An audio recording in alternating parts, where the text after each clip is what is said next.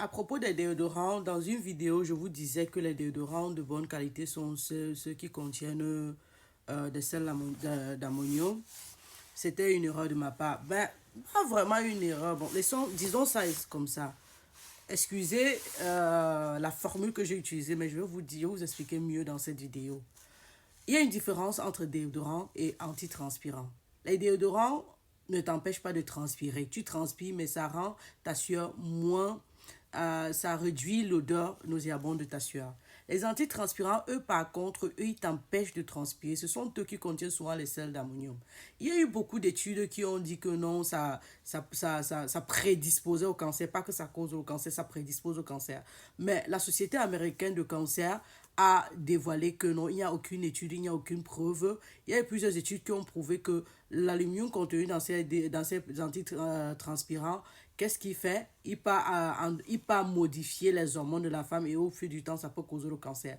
Mais encore et encore, il y a eu plusieurs études qui ont discuté ça et qui ont prouvé que ce n'était pas le cas.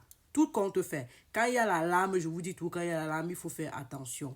Donc, ce serait mieux de prendre les déodorants les antitranspirants avec les huiles végétales ou utiliser les déodorants simplement. Comme je vous ai dit, il n'y a pas les sels d'ammonium dans les déodorants. Donc, vous voyez, il y a une grande différence. Il faut faire la différence.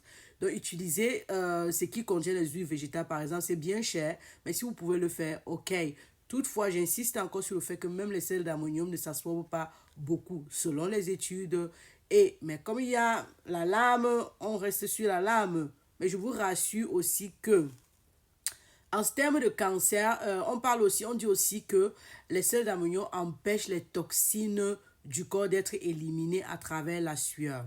C'est pour cette raison que ça prédispose au cancer. Mais en réalité, ce n'est pas vraiment ça parce que les grosses toxines du corps ne sortent pas à travers la sueur. La sueur libère une certaine quantité de toxines, mais les grosses toxines qui peuvent vraiment causer le cancer ou du moins prédisposer au cancer sortent à travers l'urine et les selles. D'où la bonne hydratation. Tout compte fait, c'est la santé, il y a l'évolution chaque jour, c'est la médecine. Donc, on ne peut jamais dire que quelque chose est blanc ou neige en termes de santé. On prend toujours ses dispositions, mais quand on a déjà la lame comme ça, c'est bon, il faut qu'on s'y attarde. Donc, du coup, il faut faire attention à ne pas utiliser les déodorants ou les antitranspirants lorsque vous venez de vous épiler et que probablement vous vous êtes blessé. C'est pour cela que c'est bien de tailler les poils des aisselles et non de raser complètement afin de vous blesser. Parce qu'effectivement, lorsque vous vous blessez, vous donnez accès à votre corps. Bien que la peau simplement absorbe, mais lorsque c'est blessé, non seulement vous pouvez aggraver les risques d'infection, d'irritation, mais aussi d'absorption majeure. Donc arrêtez, même durant la quantité, les antitranspirants, la quantité de sel ammonium qui y est contenu n'est pas vraiment majeure. Mais comme je dis encore, j'insiste encore, restons sur la lame. Et donc, la femme doit faire la palpation de sang de temps en temps pour éviter, surtout quand on utilise les produits comme ça. Pour les femmes qui n'aiment pas les déodorants ou alors les parfums, il y a les eaux de Cologne, il y a des petits trucs spray là pour avoir une bonne odeur. Parce que les femmes me disent souvent, et si on est allergique au parfum, vous avez ces autres options. N'oubliez pas, ton hygiène corporelle ou ton aspect physique compte beaucoup sur ta santé mentale.